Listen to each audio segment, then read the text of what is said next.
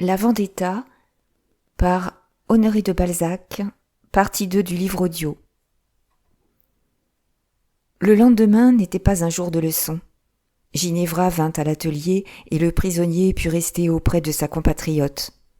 Servin, qui avait une esquisse à terminer, permit au reclus d'y demeurer en servant de mentor aux deux jeunes gens qui s'entretinrent souvent en Corse. Le pauvre soldat raconta ses souffrances pendant la déroute de Moscou, car il s'était trouvé, à l'âge de 19 ans, au passage de la Bérésina, seul de son régiment, après avoir perdu dans ses camarades les seuls hommes qui pussent s'intéresser à un orphelin. Il peignit en traits de feu le grand désastre de Waterloo. Sa voix fut une musique pour l'italienne. Élevée à la Corse, Ginevra était en quelque sorte la fille de la nature. Elle ignorait le mensonge et se livrait sans détour à ses impressions. Elle les avouait, ou plutôt les laissait deviner sans le manège de la petite et calculatrice coquetterie des jeunes filles de Paris. Pendant cette journée, elle resta plus d'une fois, sa palette d'une main, son pinceau de l'autre, sans que le pinceau s'abreuvât des couleurs de la palette. Les yeux attachés sur l'officier et la bouche légèrement entr'ouverte, elle écoutait, se tenant toujours prête à donner un coup de pinceau qu'elle ne donnait jamais. Elle ne s'étonnait pas de trouver tant de douceur dans les yeux du jeune homme, car elle sentait les siens devenir doux malgré sa volonté de les tenir sévères ou calmes. Puis elle peignait ensuite avec une attention particulière et pendant des heures entières sans lever la tête, parce qu'il était là, près d'elle, la regardant travailler. La première fois qu'il vint s'asseoir pour la contempler en silence, elle lui dit d'un son de voix émue, et après une longue pause. « Cela vous amuse donc, de voir peindre ?» Ce jour-là, elle apprit qu'il se nommait Luigi. Avant de se séparer, ils convinrent que, les jours d'atelier, s'il arrivait quelque événement politique important, Ginevra l'en instruirait en chantant à voix basse certains airs italiens. Le lendemain, mademoiselle Thirion apprit sous le secret à toutes ses compagnes que Ginevra dit Piombo était aimée d'un jeune homme qui venait, pendant les heures consacrées aux leçons, s'établir dans le cabinet noir de l'atelier. « Vous qui prenez son parti, dit-elle à mademoiselle Roguin, examinez-la bien, et vous verrez à quoi elle passera son temps. » Ginevra fut donc observée avec une attention diabolique. On écouta ses chansons, on épia ses regards. Au moment où elle ne croyait être vue de personne, une douzaine d'yeux étaient incessamment arrêtés sur elle. Ainsi prévenues, ces jeunes filles interprétèrent dans leur sens vrai les agitations qui passèrent sur la brillante figure de l'italienne, et ses gestes, et l'accent particulier de ses fredonnements, et l'air attentif avec lequel elle écoutait des sons indistincts qu'elle seule entendait à travers la cloison. Au bout d'une huitaine de jours, une seule des 15 élèves de Servin s'était refusée à voir Louis par la crevasse de la cloison. Cette jeune fille était Laure, la jolie personne pauvre et assidue qui, par un instinct de faiblesse, aimait véritablement la belle Corse et la défendait encore. Mademoiselle Roguin voulut faire rester Laure sur l'escalier à l'heure du départ, afin de lui prouver l'intimité de Ginevra et du beau jeune homme, en les surprenant ensemble. Laure refusa de descendre à un espionnage que la curiosité ne justifiait pas, et devint l'objet d'une réprobation universelle. Bientôt, la fille de l'huissier du cabinet du roi trouva qu'il n'était pas convenable pour elle de venir à l'atelier d'un peintre dont les opinions avaient une teinte de patriotisme ou de bonapartisme, ce qui, à cette époque, semblait une seule et même chose. Elle ne revint donc plus chez Servin, qui refusa poliment d'aller chez elle. Si Amélie oublia Ginevra, le mal qu'elle avait semé porta ses fruits. Insensiblement, par hasard, par caquetage ou par pruderie, toutes les autres jeunes personnes instruisirent leur mère de l'étrange aventure qui se passait à l'atelier. Un jour, Mathilde Roguin ne vint pas. La leçon suivante, ce fut une autre jeune fille. Enfin, 3 ou 4 demoiselles, qui étaient restées les dernières, ne revinrent plus. Ginevra et mademoiselle Laure, sa petite amie, furent pendant 2 ou 3 jours les seules habitantes de l'atelier désert. Et l'Italienne ne s'apercevait point de l'abandon dans lequel elle se trouvait et ne recherchait même pas la cause de l'absence de ses compagnes. Ayant inventé depuis peu les moyens de correspondre mystérieusement avec Louis, elle vivait à l'atelier comme dans une délicieuse retraite, seule au milieu d'un monde, ne pensant qu'à l'officier et aux dangers qui le menaçaient. Cette jeune fille, quoique sincèrement admiratrice des nobles caractères qui ne veulent pas trahir leur foi politique, pressait Louis de se soumettre promptement à l'autorité royale afin de le garder en France. Louis ne voulait pas sortir de sa cachette. Si les passions ne naissent et ne grandissent que sous l'influence d'événements extraordinaires et romanesques, on peut dire que jamais tant de circonstances ne concoururent à lier 2 êtres par un même sentiment. L'amitié de Ginevra pour Louis et de Louis pour elle fit plus de progrès en 1 mois qu'une amitié du monde n'en fait en 10 ans dans un salon. L'adversité n'est-elle pas la pierre de touche des caractères ? Ginevra put donc apprécier facilement Louis, le connaître, et ils ressentirent bientôt une estime réciproque l'un pour l'autre.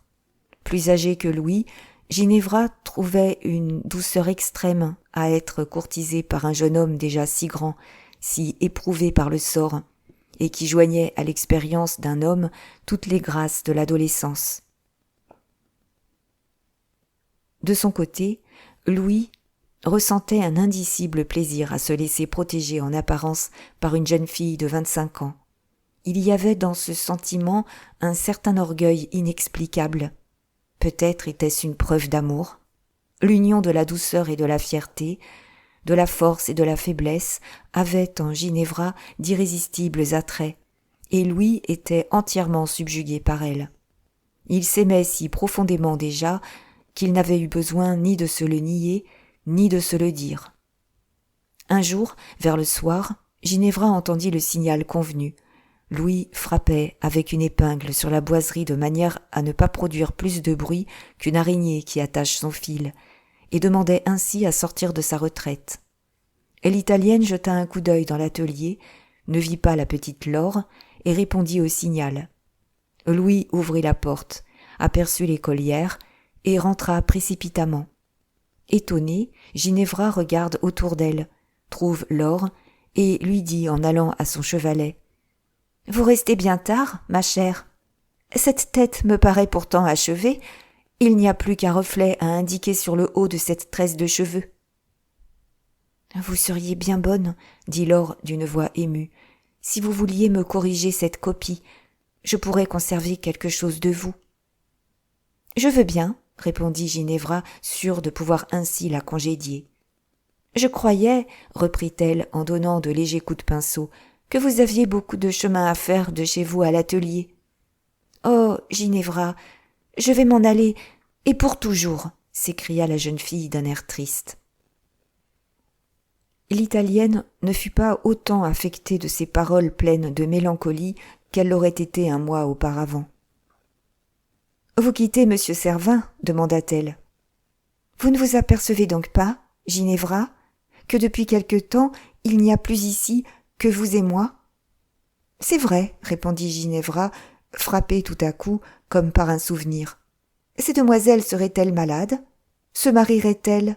Ou leurs pères seraient-ils tous de service au château ? » « Toutes ont quitté monsieur Servin, répondit Laure. « Et pourquoi ? » ?»« À cause de vous, Ginevra. »« De moi ? » répéta la fille corse en se levant, le front menaçant, l'air fier et les yeux étincelants. « Oh, ne vous fâchez pas, ma bonne Ginevra, » s'écria douloureusement Laure. « Mais ma mère aussi veut que je quitte l'atelier. Toutes ces demoiselles ont dit que vous aviez une intrigue, que monsieur Servin se prêtait à ce qu'un jeune homme qui vous aime demeurât dans le cabinet noir. Je n'ai jamais cru ces calomnies et n'en ai rien dit à ma mère. Hier, au soir, madame Roguin a rencontré ma mère dans un bal et lui a demandé si elle m'envoyait toujours ici. Sur la réponse affirmative de ma mère, elle lui a répété les mensonges de ces demoiselles. Maman m'a bien grondée. Elle a prétendu que je devais savoir tout cela, que j'avais manqué à la confiance qui règne entre une mère et sa fille en ne lui en parlant pas. Oh, ma chère Ginevra, moi qui vous prenais pour modèle, combien je suis fâchée de ne plus pouvoir rester votre compagne. Nous nous retrouverons dans la vie. Les jeunes filles se marient, dit Ginevra. Quand elles sont riches, répondit Laure. Viens me voir, mon père a de la fortune. Ginevra, reprit Laure attendrie, Madame Roguin et ma mère doivent venir demain chez Monsieur Servin pour lui faire des reproches, au moins qu'il en soit prévenu. La foudre tombée à 2 pas de Ginevra l'aurait moins étonnée que cette révélation. « Qu'est-ce que cela leur faisait ?» dit-elle naïvement. « Tout le monde trouve cela fort mal.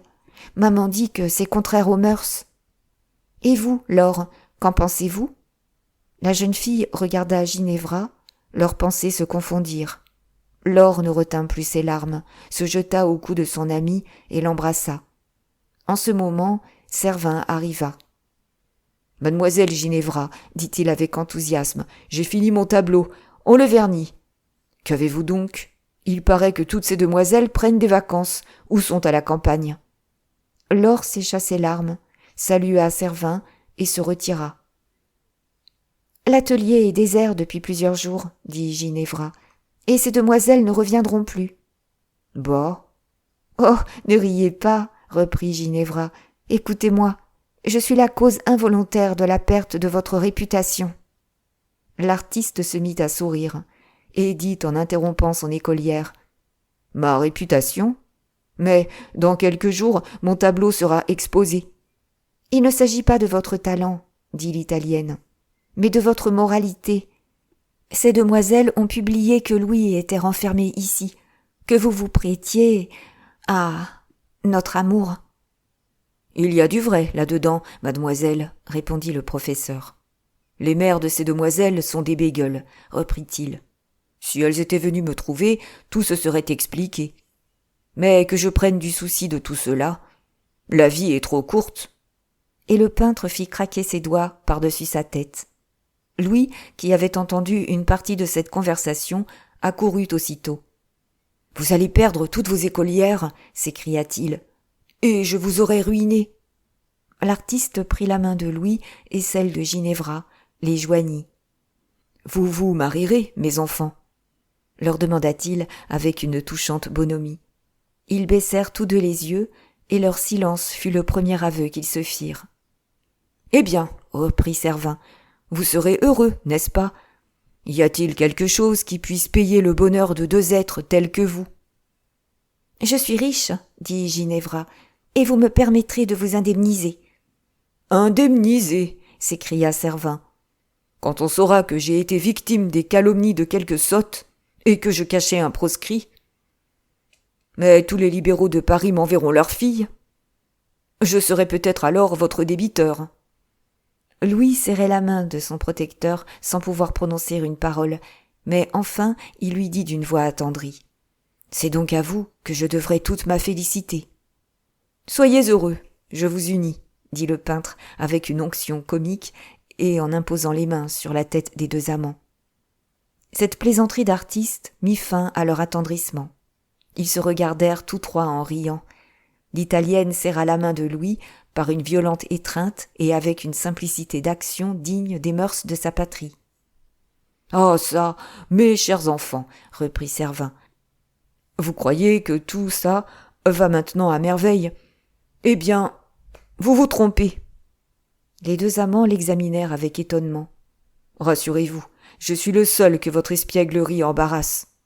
Madame Servin est un peu collet monté, et je ne sais en vérité pas comment nous nous arrangerons avec elle. »« Dieu, j'oubliais !» s'écria Ginevra. « Demain, Madame Roguin et la mère de Laure doivent venir vous... »« J'entends, » dit le peintre en interrompant. « Mais vous pouvez vous justifier, » reprit la jeune fille en laissant échapper un geste de tête plein d'orgueil. « Monsieur Louis, » dit-elle en se tournant vers lui et le regardant avec finesse, « ne doit plus avoir d'antipathie pour le gouvernement royal.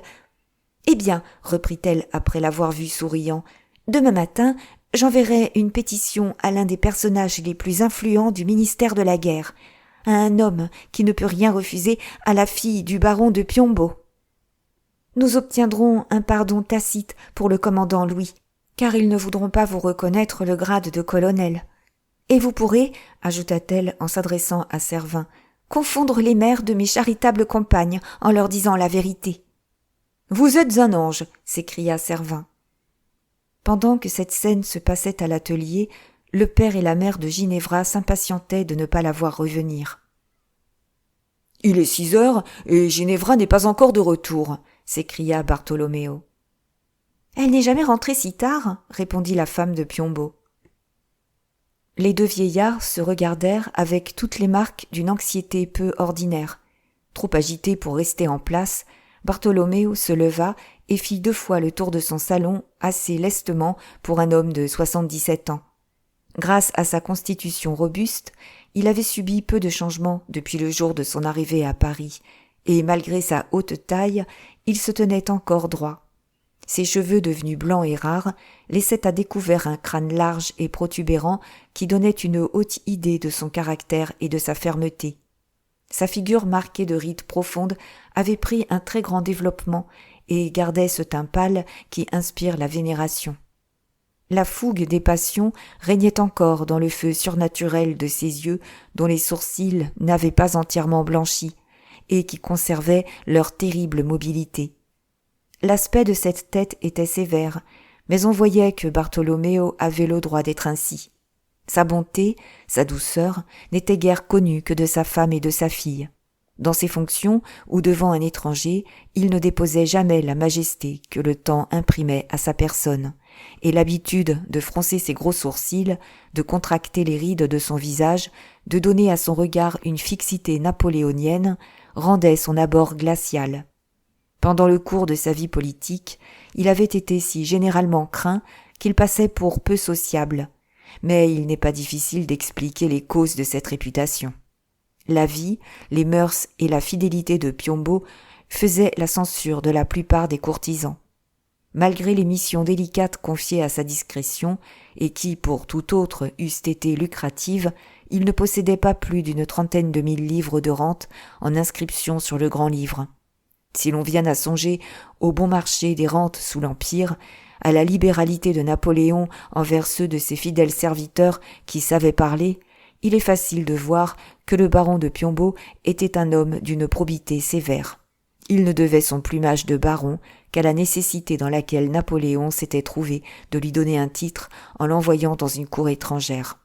Bartholoméo avait toujours professé une haine implacable pour les traîtres dont s'entoura Napoléon en croyant les conquérir à force de victoires. Ce fut lui qui, dit-on, fit 3 pas vers la porte du cabinet de l'empereur après lui avoir donné le conseil de se débarrasser de 3 hommes en France, la veille du jour où il partit pour sa célèbre et admirable campagne de 1814. Depuis le second retour des Bourbons, Bartholoméo ne portait plus la décoration de la Légion d'honneur.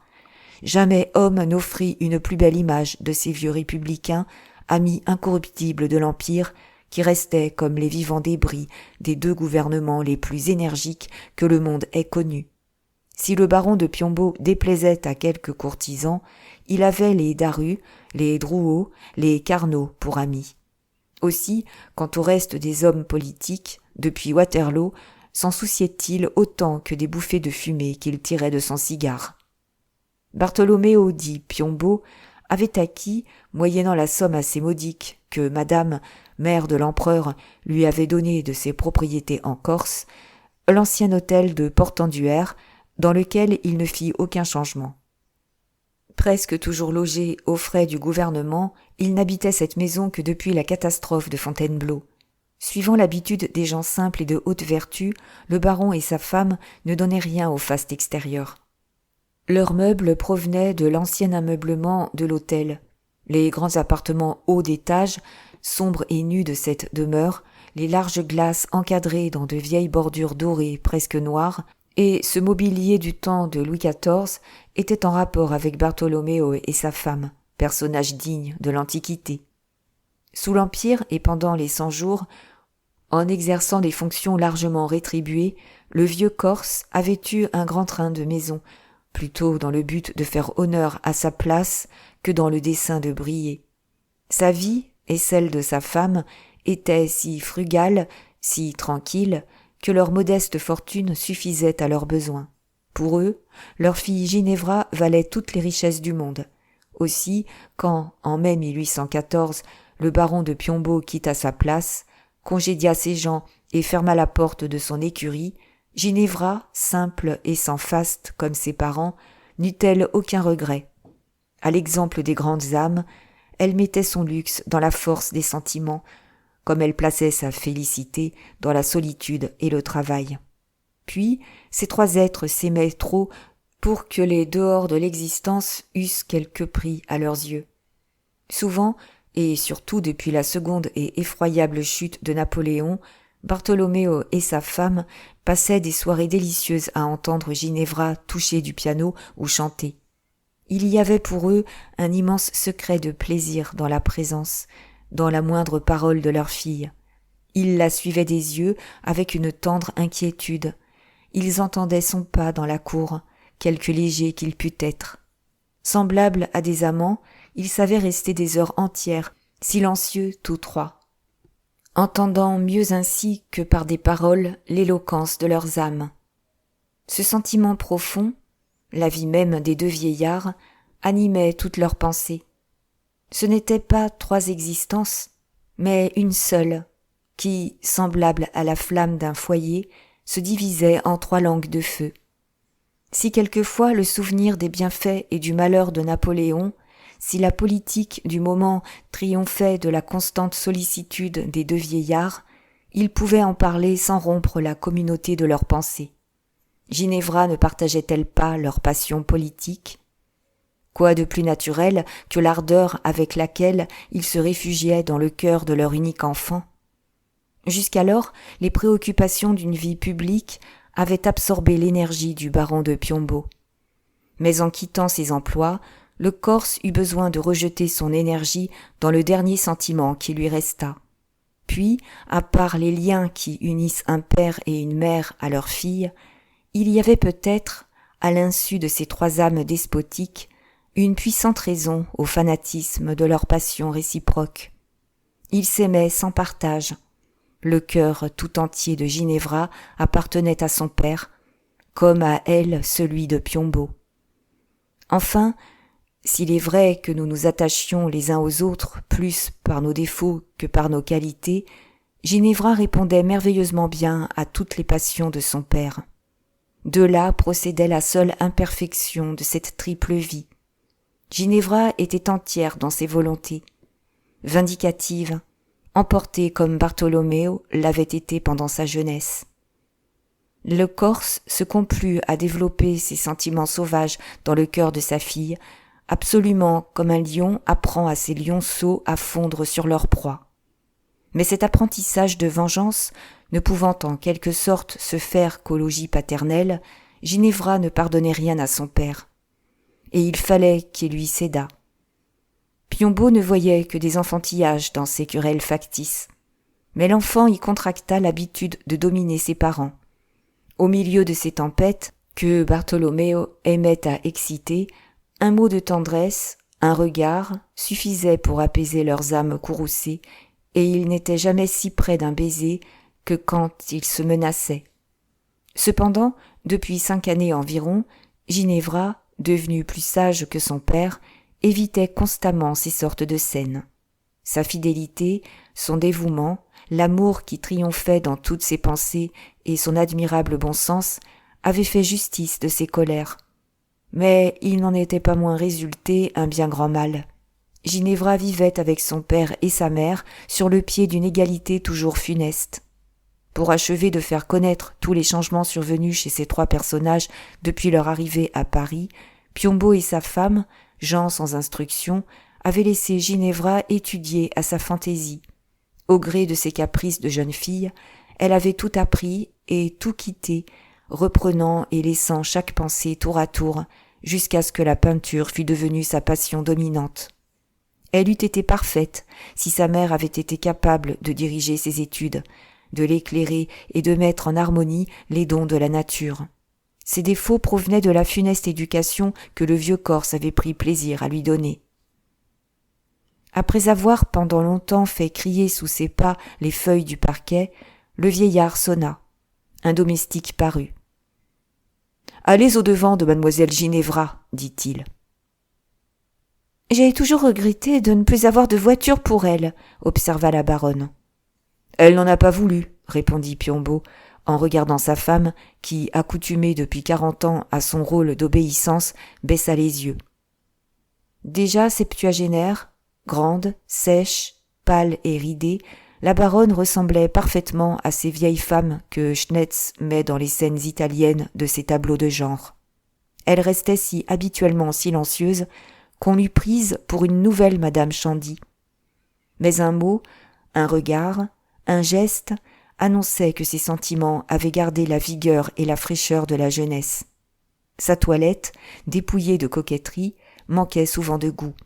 Elle demeurait ordinairement passive, plongée dans une bergère, comme une sultane validée, attendant ou admirant sa Ginevra, son orgueil et sa vie. La beauté, la toilette, la grâce de sa fille semblaient être devenues siennes. Tout pour elle était bien quand Ginevra se trouvait heureuse. Ses cheveux avaient blanchi et quelques mèches se voyaient au-dessus de son front blanc et ridé ou le long de ses joues creuses. « Voilà 15 jours environ, dit-elle, que Ginevra rentre un peu plus tard. »« Jour n'ira pas assez vite, » s'écria l'impatient vieillard qui croisa les basques de son habit bleu. Saisit son chapeau, l'enfonça sur sa tête, prit sa canne et partit. « Tu n'iras pas loin !» lui cria sa femme.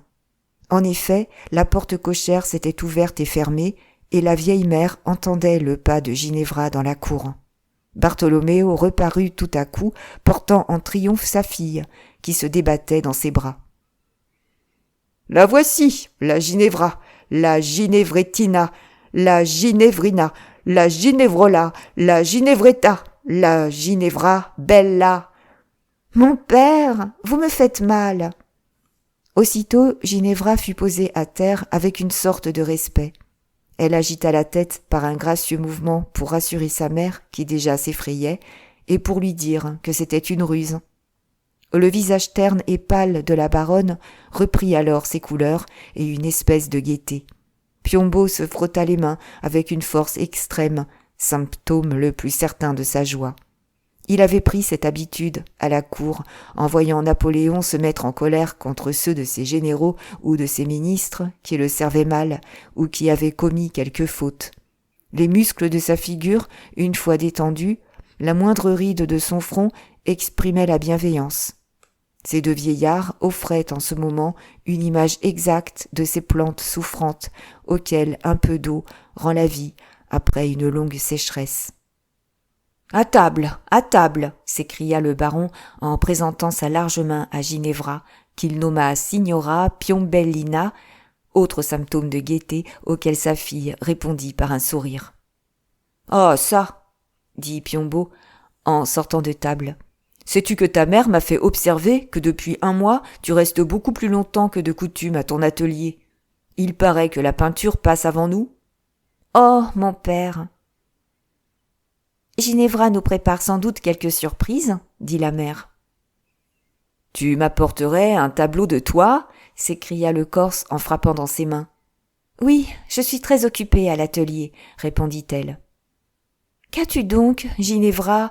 Tu pâlis, » lui dit sa mère. « Non !» s'écria la jeune fille en laissant échapper un geste de résolution. « Non, il ne sera pas dit que Ginevra Piombo aura menti une fois dans sa vie. » En entendant cette singulière exclamation, Piombo et sa femme regardèrent leur fille d'un air étonné. « J'aime un jeune homme, » ajouta-t-elle d'une voix émue. Puis, sans oser regarder ses parents, elle abaissa ses larges paupières, comme pour voiler le feu de ses yeux. « Est-ce un prince ?» lui demanda ironiquement son père en prenant un son de voix qui fit trembler la mère et la fille. « Non, mon père, » répondit-elle avec modestie. « C'est un jeune homme sans fortune. »« Il est donc bien beau. »« Il est malheureux. »« Que fait-il ?»« Compagnon de l'abbé Douaillère. Il était proscrit, sans asile. Servin l'a caché et... »« Servin est un honnête garçon, qui s'est bien comporté, s'écria Piombo. Mais vous faites mal, vous, ma fille, d'aimer un autre homme que votre père. Il ne dépend pas de moi de ne pas aimer, répondit doucement Ginevra. Je me flattais, reprit son père, que ma Ginevra me serait fidèle jusqu'à ma mort, que mes soins et ceux de sa mère seraient les seuls qu'elle aurait reçus, que notre tendresse n'aurait pas rencontré dans son âme de tendresse rivale, et que... Vous ai-je reproché votre fanatisme pour Napoléon, dit Ginevra. N'avez-vous aimé que moi? N'avez-vous pas été des mois entiers en ambassade? N'ai-je pas supporté courageusement vos absences? La vie a des nécessités qu'il faut savoir subir. Ginevra! Non, vous ne m'aimez pas pour moi, et vos reproches trahissent un insupportable égoïsme. Tu accuses l'amour de ton père, s'écria Piombo, les yeux flamboyants. Mon père, je ne vous accuserai jamais, répondit Ginevra avec plus de douceur que sa mère tremblante n'en attendait. Vous avez raison dans votre égoïsme, comme j'ai raison dans mon amour. Le ciel m'est témoin que jamais fille n'a mieux rempli ses devoirs auprès de ses parents. Je n'ai jamais vu que bonheur et amour là où d'autres voient souvent des obligations. Voici 15 ans que je ne me suis pas écartée de dessous votre aile protectrice, et ce fut un bien doux plaisir pour moi que de charmer vos jours. Mais serais-je donc ingrate en me livrant au charme d'aimer, en désirant un époux qui me protège après vous? Ah, tu comptes avec ton père, Ginevra, reprit le vieillard d'un ton sinistre. Il se fit une pause effrayante, pendant laquelle personne n'osa parler. Enfin, Bartholoméo rompit le silence en s'écriant d'une voix déchirante. « Oh, reste avec nous, reste auprès de ton vieux père. Je ne saurais te voir aimant un homme. Ginevra, tu n'attendras pas longtemps ta liberté. »« Mais, mon père, songez donc que nous ne vous quitterons pas, que nous serons deux à vous aimer, que vous connaîtrez l'homme au soin duquel vous me laisserez. Vous serez doublement chérie par moi et par lui qui est encore moi, et par moi qui suis tout lui-même. »« Oh, Ginevra, Ginevra !» s'écria le Corse en serrant les poings. « Pourquoi ne t'es-tu pas mariée quand Napoléon m'avait accoutumé à cette idée, et qu'il te présentait des ducs et des comtes ?»« Il m'aimait par ordre, » dit la jeune fille. « D'ailleurs, je ne voulais pas vous quitter, et il m'aurait emmenée avec eux. » « Tu ne veux pas nous laisser seuls, dit Piombo, mais te marier, c'est nous isoler. Je te connais, ma fille, tu ne nous aimeras plus. Élisa, ajouta-t-il en regardant sa femme qui restait immobile et comme stupide, nous n'avons plus de fille, elle veut se marier. » Le vieillard s'assit après avoir levé les mains en l'air comme pour invoquer Dieu. Puis il resta courbé comme accablé sous sa peine. Ginevra vit l'agitation de son père et la modération de sa colère lui brisa le cœur. Elle s'attendait à une crise, à des fureurs. Elle n'avait pas armé son âme contre la douceur paternelle. « Mon père, dit-elle d'une voix touchante, non, vous ne serez jamais abandonné par votre Ginevra. Mais aimez-la aussi un peu pour elle. Si vous saviez comme il m'aime, ah, ce ne serait pas lui qui me ferait de la peine. » « Déjà, des comparaisons !» s'écria Piombo avec un accent terrible. « Non, je ne puis supporter cette idée, reprit-il. S'il t'aimait comme tu mérites de l'être, il me tuerait. Et s'il ne t'aimait pas, je le poignarderais. » Les mains de Piombo tremblaient, ses lèvres tremblaient, son corps tremblait et ses yeux lançaient des éclairs. Ginevra seule pouvait soutenir son regard, car alors elle allumait ses yeux, et la fille était digne du père. « Oh, t'aimer! Quel est l'homme digne de cette vie ?» reprit-il. « T'aimer comme un père, n'est-ce pas déjà vivre dans le paradis? Qui donc sera jamais digne d'être ton époux ?»« Lui, dit Ginevra, lui de qui je me sens indigne. »« Lui ?» répéta machinalement Piombo. « Qui, lui ?»« Celui que j'aime. »« Est-ce qu'il peut te connaître encore assez pour t'adorer ?»« Mais, mon père, reprit Ginevra, éprouvant un mouvement d'impatience, quand il ne m'aimerait pas, du moment où je l'aime. » « Tu l'aimes donc ?» s'écria Piombo. Ginevra inclina doucement la tête. « Tu l'aimes alors plus que nous ?»« Ces deux sentiments ne peuvent se comparer, » répondit-elle. « L'un est plus fort que l'autre, » reprit Piombo. « Je crois que oui, » dit Ginevra. « Tu ne l'épouseras pas !» cria le Corse, dont la voix fit résonner les vitres du salon. « Je l'épouserai !» répliqua tranquillement Ginevra. « Mon Dieu, s'écria la mère. « Comment finira cette querelle? Santa Virgina! Mettez-vous entre eux. » Le baron, qui se promenait à grands pas, vint s'asseoir. Une sévérité glacée rembrunissait son visage. Il regarda fixement sa fille et lui dit d'une voix douce et affaiblie. « Eh bien, Ginevra, non, tu ne l'épouseras pas. Oh, ne me dis pas oui ce soir. Laisse-moi croire le contraire. Veux-tu voir ton père à genoux et ses cheveux blancs prosternés devant toi? Je vais te supplier. » Ginevra Piombo n'a pas été habituée à promettre et à ne pas tenir, répondit-elle. Je suis votre fille. Elle a raison, dit la baronne. Nous sommes mis au monde pour nous marier. Ainsi, vous l'encouragez dans sa désobéissance, dit le baron à sa femme qui, frappée de ce mot, se changea en statue. Ce n'est pas désobéir que de se refuser à un ordre injuste, répondit Ginevra. Il ne peut pas être injuste quand il émane de la bouche de votre père, ma fille. Pourquoi me jugez-vous? La répugnance que j'éprouve n'est-elle pas un conseil d'en haut? Je vous préserve peut-être d'un malheur? Le malheur serait qu'il ne m'aimât pas. Toujours lui? Oui, toujours, reprit-elle. Il est ma vie, mon bien, ma pensée. Même en vous obéissant, il serait toujours dans mon cœur. Me défendre de l'épouser, n'est-ce pas vous faire haïr? Tu ne nous aimes plus, s'écria Piombo. Oh, dit Ginevra en agitant la tête. Eh bien, oublie-le, reste-nous fidèles. Après nous, tu comprends. Mon père, voulez-vous me faire désirer votre mort? S'écria Ginevra. Je vivrai plus longtemps que toi. Les enfants qui n'honorent pas leurs parents meurent promptement, s'écria son père, parvenu au dernier degré de l'exaspération. Raison de plus pour me marier promptement et être heureuse, dit-elle.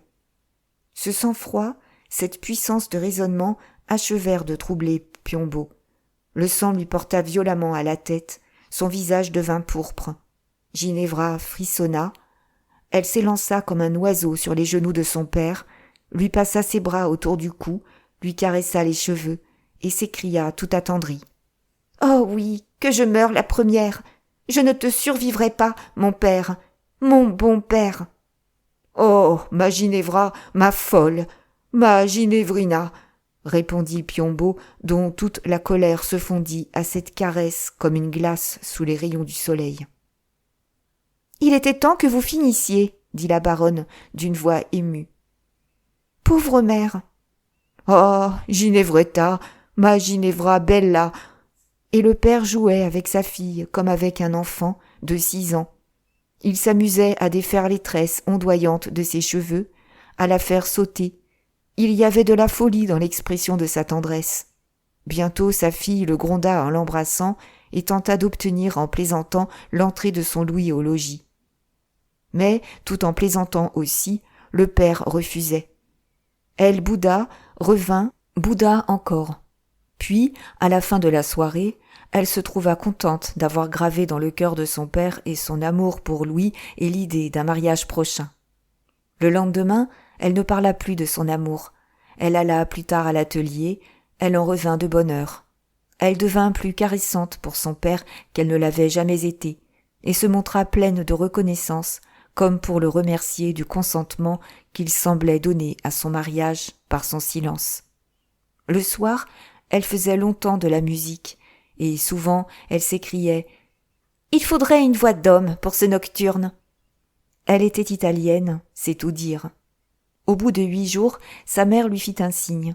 Elle vint.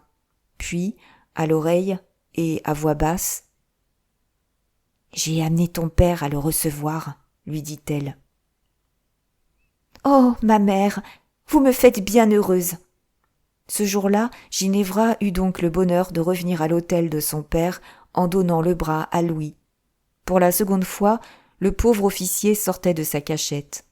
Les actives sollicitations que Ginevra faisait auprès du duc de Feltre, alors ministre de la guerre, avaient été couronnées d'un plein succès. Louis venait d'être réintégré sur le contrôle des officiers en disponibilité. C'était un bien grand pas vers un meilleur avenir. Instruit par son ami de toutes les difficultés qui l'attendaient auprès du baron, le jeune chef de bataillon n'osait avouer la crainte qu'il avait de ne pas lui plaire. Cet homme si courageux contre l'adversité, si brave sur un champ de bataille, tremblait en pensant à son entrée dans le salon des Piombo. Ginevra le sentit tressaillant, et cette émotion, dont le principe était leur bonheur, fut pour elle une nouvelle preuve d'amour. « Comme vous êtes pâle, lui dit-elle quand ils arrivèrent à la porte de l'hôtel. « Oh, Ginevra, s'il ne s'agissait que de ma vie !» Quoique Bartholoméo fût prévenu par sa femme de la présentation officielle de celui que Ginevra aimait, il n'alla pas à sa rencontre, resta dans le fauteuil où il avait l'habitude d'être assis, et la sévérité de son front fut glaciale. « Mon père, dit Ginevra, je vous amène une personne que vous aurez sans doute plaisir à voir. Monsieur Louis, un soldat qui combattait à 4 pas de l'empereur à Mont-Saint-Jean. » Le baron de Piombo se leva, jeta un regard furtif sur Louis et lui dit d'une voix sardonique. « Monsieur n'est pas décoré ?»« Je ne porte plus la Légion d'honneur, » répondit timidement Louis, qui restait humblement debout. Ginevra, blessée de l'impolitesse de son père, avança une chaise. La réponse de l'officier satisfit le vieux serviteur de Napoléon. Madame Piombo, s'apercevant que les sourcils de son mari reprenaient leur position naturelle, dit pour ranimer la conversation. « La ressemblance de monsieur avec Nina Porta est étonnante. Ne trouvez-vous pas que monsieur a toute la physionomie des Porta ?»« Rien de plus naturel, » répondit le jeune homme, sur qui les yeux flamboyants de Piombo s'arrêtèrent. « Nina était ma sœur. »« Tu es Luigi Porta ?» demanda le vieillard. « Oui. » Bartholoméo, dit Piombo, se leva, chancela, fut obligé de s'appuyer sur une chaise et regarda sa femme. Élisa Piombo vint à lui. Puis les deux vieillards silencieux se donnèrent le bras et sortirent du salon en abandonnant leur fille avec une sorte d'horreur. Luigi Porta, stupéfait, regarda Ginevra, qui devint aussi blanche qu'une statue de marbre, et resta les yeux fixes sur la porte vers laquelle son père et sa mère avaient disparu. Ce silence et cette retraite eurent quelque chose de si solennel que, pour la première fois peut-être, le sentiment de la crainte entra dans son cœur. Elle joignit ses mains l'une contre l'autre avec force, et dit d'une voix si émue qu'elle ne pouvait guère être entendue que par un amant. « Combien de malheur dans un mot !»« Au nom de notre amour, qu'ai-je donc dit ?» demanda Luigi Porta. « Mon père, répondit-elle, ne m'a jamais parlé de notre déplorable histoire, et j'étais trop jeune quand j'ai quitté la Corse pour la savoir. »« Nous serions en vendetta ?» demanda Luigi en tremblant. « Oui, en questionnant ma mère, j'ai appris que les Porta avaient tué mes frères et brûlé notre maison. Mon père a massacré toute votre famille. Comment avez-vous survécu, vous qu'il croyait avoir attaché aux colonnes d'un lit avant de mettre le feu à la maison ? »« Je ne sais, » répondit Luigi. « À 6 ans, j'ai été amené à Gênes, chez un vieillard nommé Colonna. Aucun détail sur ma famille ne m'a été donné. Je savais seulement que j'étais orphelin et sans fortune. Ce Colonna me servait de père, et j'ai porté son nom jusqu'au jour où je suis entré au service. Comme il m'a fallu des actes pour prouver qui j'étais, le vieux Colonna m'a dit alors que moi, faible et presque enfant encore, j'avais des ennemis. Il m'a engagé à ne prendre que le nom de Luigi pour leur échapper. « Partez, partez, Luigi !» s'écria Ginevra. « Mais non, Je dois vous accompagner. Tant que vous êtes dans la maison de mon père, vous n'avez rien à craindre. Aussitôt que vous en sortirez, prenez bien garde à vous. Vous marcherez de danger en danger. Mon père a 2 Corses à son service, et si ce n'est pas lui qui menacera vos jours, c'est eux. Ginevra, dit-il, cette haine existera-t-elle donc entre nous? La jeune fille sourit, tristement, et baissa la tête. Elle la releva bientôt avec une sorte de fierté et dit « Oh, Luigi, il faut que nos sentiments soient bien purs et bien sincères pour que j'aie la force de marcher dans la voie où je vais entrer. Mais il s'agit d'un bonheur qui doit durer toute la vie, n'est-ce pas ?» Luigi ne répondit que par un sourire et pressa la main de Ginevra. La jeune fille comprit qu'un véritable amour pouvait seul dédaigner en ce moment les protestations vulgaires. L'expression calme et consciencieuse des sentiments de Luigi annonçait en quelque sorte leur force et leur durée. La destinée de ces 2 époux fut alors accomplie. Ginevra entrevit de bien cruels combats à soutenir. Mais l'idée d'abandonner Louis, idée qui peut-être avait flotté dans son âme, s'évanouit complètement. À lui pour toujours, elle l'entraîna tout à coup avec une sorte d'énergie hors de l'hôtel, et ne le quitta qu'au moment où il atteignit la maison dans laquelle Servin lui avait loué un modeste logement. Quand elle revint chez son père, elle avait pris cette espèce de sérénité que donne une résolution forte. Aucune altération dans ses manières ne peignit d'inquiétude. Elle leva sur son père et sa mère, qu'elle trouva prêts à se mettre à table, des yeux dénués de hardiesse et pleins de douceur. Elle vit que sa vieille mère avait pleuré. La rougeur de ses paupières flétries ébranla un moment son cœur. Mais elle cacha son émotion. Piombo semblait être en proie à une douleur trop violente, trop concentrée pour qu'il pût la trahir par des expressions ordinaires. Les gens servirent le dîner auquel personne ne toucha. L'horreur de la nourriture est un des symptômes qui trahissent les grandes crises de l'âme. Tous 3 se levèrent sans qu'aucun d'eux se fût adressé la parole. Quand Ginevra fut placée entre son père et sa mère dans leur grand salon sombre et solennel, Piombo voulut parler, mais il ne trouva pas de voix. Il essaya de marcher et ne trouva pas de force. Il revint s'asseoir et sonna. « Jean, dit-il enfin au domestique, allumez du feu. J'ai froid. » Ginevra tressaillit et regarda son père avec anxiété. Le combat qu'il se livrait devait être horrible. Sa figure était bouleversée.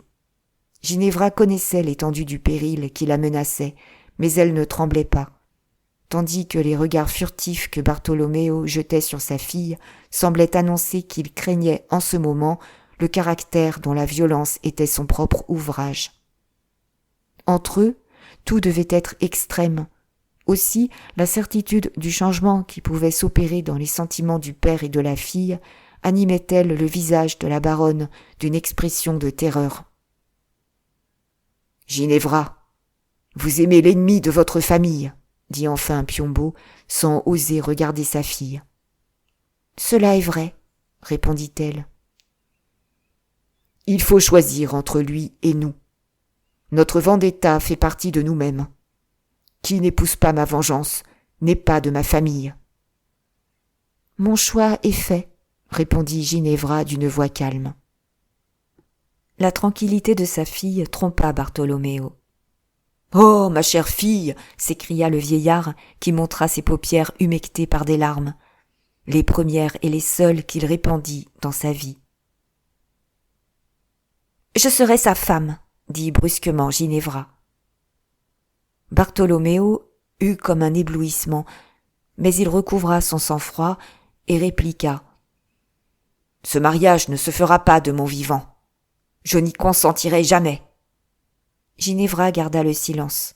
« Mais, dit le baron en continuant, songes-tu que Luigi est le fils de celui qui a tué tes frères ? » Il avait 6 ans au moment où le crime a été commis. Il doit en être innocent, répondit-elle.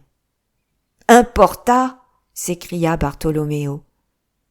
Mais ai-je jamais pu partager cette haine, dit vivement la jeune fille. M'avez-vous élevé dans cette croyance qu'Importa était un monstre ? Pouvais-je penser qu'il restât un seul de ceux que vous aviez tués? N'est-il pas naturel que vous fassiez céder votre vendetta à mes sentiments? Un Porta, dit Piombo.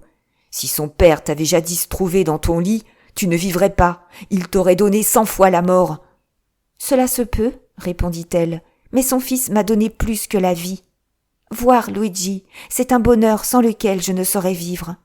Luigi m'a révélé le monde des sentiments. J'ai peut-être aperçu des figures plus belles encore que la sienne, mais aucune ne m'a autant charmée. J'ai peut-être entendu des voix, non, jamais de plus mélodieuses. Luigi m'aime, il sera mon mari. Jamais, dit Piombo. J'aimerais mieux te voir dans ton cercueil, Ginevra. Le vieux Corse se leva, se mit à parcourir à grands pas le salon et laissa échapper ses paroles après des pauses qui peignaient toute son agitation. Vous croyez peut-être faire plier ma volonté? Détrompez-vous. Je ne veux pas qu'un Porta soit mon gendre. Telle est ma sentence. Qu'il ne soit plus question de ceci entre nous. Je suis Bartolomeo di Piombo. Entendez-vous, Ginevra? Attachez-vous quelque sens mystérieux à ces paroles? Demanda-t-elle froidement. Elles signifient que j'ai un poignard et que je ne crains pas la justice des hommes. Nous autres Corses, nous allons nous expliquer avec Dieu. Eh bien, dit la fille en se levant, je suis Ginevra di Piombo et je déclare que dans 6 mois je serai la femme de Luigi Porta. Vous êtes un tyran, mon père, ajouta-t-elle après une pause effrayante. Bartolomeo serra ses poings et frappa sur le marbre de la cheminée. Ah, nous sommes à Paris, dit-il en murmurant. Il se tut, se croisa les bras, pencha la tête sur sa poitrine et ne prononça plus une seule parole pendant toute la soirée. Après avoir exprimé sa volonté, la jeune fille affecta un sang-froid incroyable. Elle se mit au piano, chanta, joua des morceaux ravissants avec une grâce et un sentiment qui annonçaient une parfaite liberté d'esprit, triomphant ainsi de son père, dont le front ne paraissait pas s'adoucir. Le vieillard ressentit cruellement cette tacite injure et recueillit en ce moment un des fruits amers de l'éducation qu'il avait donnée à sa fille. Le respect est une barrière qui protège autant un père et une mère que les enfants, en évitant à ceux-là des chagrins, à ceux-ci des remords. Le lendemain, Ginevra, qui voulut sortir à l'heure où elle avait coutume de se rendre à l'atelier, trouva la porte de l'hôtel fermée pour elle. Mais elle eut bientôt inventé un moyen d'instruire Luigi Porta des sévérités paternelles. Une femme de chambre, qui ne savait pas lire, fit parvenir au jeune officier la lettre que lui écrivit Ginevra. Pendant 5 jours, les 2 amants surent correspondre, grâce à ces ruses qu'on sait toujours machiner à 20 ans. Le père et la fille se parlèrent rarement, tous 2 gardant au fond du cœur un principe de haine. Ils souffraient, mais orgueilleusement et en silence. En reconnaissant combien étaient forts les liens d'amour qui les attachaient l'un à l'autre, ils essayaient de les briser, sans pouvoir y parvenir. Nulle pensée douce ne venait plus, comme autrefois, égayer les traits sévères de Bartolomeo quand il contemplait sa Ginevra. La jeune fille avait quelque chose de farouche en regardant son père, et le reproche siégeait sur son front d'innocence. Elle se livrait bien à d'heureuses pensées, mais parfois des remords semblaient ternir ses yeux. Il n'était même pas difficile de deviner qu'elle ne pourrait jamais jouir tranquillement d'une félicité qui faisait le malheur de ses parents. Chez Bartolomeo, comme chez sa fille, toutes les irrésolutions causées par la bonté native de leurs âmes devaient néanmoins échouer devant leur fierté, devant la rancune particulière aux Corses. Ils s'encourageaient l'un et l'autre dans leur colère et fermaient les yeux sur l'avenir. Peut-être aussi se flattaient-ils mutuellement que l'un céderait à l'autre. Le jour de la naissance de Ginevra, sa mère, désespérée de cette désunion qui prenait un caractère grave, médita de réconcilier le père et la fille grâce au souvenir de cet anniversaire. Ils étaient réunis tous 3 dans la chambre de Bartolomeo. Ginevra devina l'intention de sa mère, à l'hésitation peinte sur son visage, et sourit tristement. En ce moment, un domestique annonça 2 notaires accompagnés de plusieurs témoins qui entrèrent. Bartholoméo regarda fixement ces hommes, dont les figures froidement compassées avaient quelque chose de blessant pour des âmes aussi passionnées que l'étaient celles des trois principaux acteurs de cette scène. Le vieillard se tourna vers sa fille d'un air inquiet. Il vit sur son visage un sourire de triomphe qui lui fit soupçonner quelque catastrophe. Mais il affecta de garder, à la manière des sauvages, une immobilité mensongère en regardant les deux notaires avec une sorte de curiosité calme. Les étrangers s'assirent après y avoir été invités par un geste du vieillard. « Monsieur est sans doute monsieur le baron de Piombo ?» demanda le plus âgé des notaires. Bartholoméo s'inclina. Le notaire fit un léger mouvement de tête, regarda la jeune fille avec la sournoise expression d'un garde de commerce qui surprend un débiteur. Et il tira sa tabatière, l'ouvrit, y prit une pincée de tabac, se mit à la humer à petits coups en cherchant les premières phrases de son discours. Puis, en les prononçant, il fit des repos continuels, manœuvre oratoire que ce signe représentera très imparfaitement. « Monsieur, dit-il, je suis monsieur Roguin, notaire de mademoiselle votre fille, et nous venons, mon collègue et moi, pour accomplir le vœu de la loi et mettre un terme aux divisions qui paraîtraient s'être introduites entre vous et mademoiselle votre fille au sujet de son mariage avec monsieur Luigi Porta. » Cette phrase, assez pédantesquement débitée, parut probablement trop belle à maître Roguin pour qu'on pût la comprendre d'un seul coup. Il s'arrêta en regardant Bartholoméo avec une expression particulière aux gens d'affaires et qui tient le milieu entre la servilité et la familiarité. Habitués à feindre beaucoup d'intérêt pour les personnes auxquelles ils parlent, les notaires finissent par faire contracter à leur figure une grimace qu'ils revêtent et quittent comme leur pallium officiel. Ce masque de bienveillance, dont le mécanisme est si facile à saisir, irrita tellement Bartholoméo qu'il lui fallut rappeler toute sa raison pour ne pas jeter M. Roguin par les fenêtres. Une expression de colère se glissa dans ses rides, et, en le voyant, le notaire se dit en lui-même « Je produis de l'effet. » « Mais, reprit-il d'une voix mielleuse, monsieur le baron, dans ces sortes d'occasions, notre ministère commence toujours par être essentiellement conciliateur. Daignez donc avoir la bonté de m'entendre. Il est évident que mademoiselle Ginevra Piombo atteint aujourd'hui même l'âge auquel il suffit de faire des actes respectueux pour qu'il soit passé outre à la célébration d'un mariage, malgré le défaut de consentement des parents. Or, il est d'usage dans les familles, qui jouissent d'une certaine considération, qui appartiennent à la société, qui conservent quelque dignité, auxquels il importe enfin de ne pas donner au public le secret de leur division, et qui d'ailleurs ne veulent pas se nuire à elles-mêmes en frappant de réprobation l'avenir de deux jeunes époux, car c'est se nuire à soi-même. Il est d'usage, dis-je, parmi ces familles honorables, de ne pas laisser subsister des actes semblables, qui restent, qui sont des monuments d'une division qui finit par cesser. Du moment, monsieur, où une jeune personne a recours aux actes respectueux, elle annonce une intention trop décidée pour qu'un père et une mère, ajouta-t-il en se tournant vers la baronne, puissent espérer de lui voir suivre leur avis. La résistance paternelle étant alors nulle, par ce fait, d'abord, puis étant infirmée par la loi, il est constant que tout homme sage, après avoir fait une dernière remontrance à son enfant, lui donne la liberté de... Monsieur Roguin s'arrêta en s'apercevant qu'il pouvait parler 2 heures ainsi sans obtenir de réponse. Et il éprouva d'ailleurs une émotion particulière à l'aspect de l'homme qu'il essayait de convertir. Il s'était fait une révolution extraordinaire sur le visage de Bartholoméo. Toute ses rides contractées lui donnaient un air de cruauté indéfinissable, et il jetait sur le notaire un regard de tigre. La baronne demeurait muette et passive.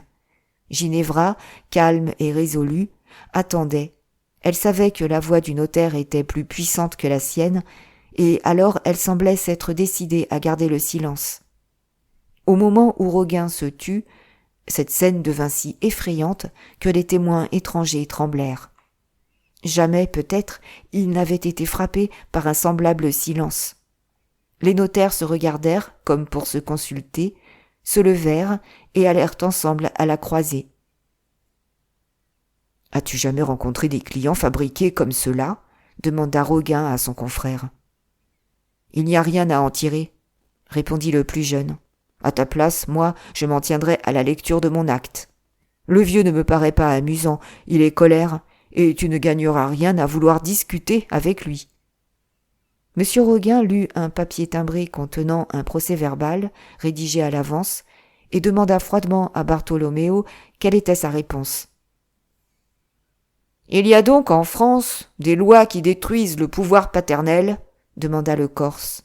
« Monsieur, dit Roguin de sa voix mielleuse. »« Qui arrache une fille à son père ?»« Monsieur. »« Qui prive un vieillard de sa dernière consolation ?»« Monsieur, votre fille ne vous appartient que... »« Qui le tue ?»« Monsieur, permettez. » Rien n'est plus affreux que le sang-froid et les raisonnements exacts d'un notaire au milieu des scènes passionnées où ils ont coutume d'intervenir.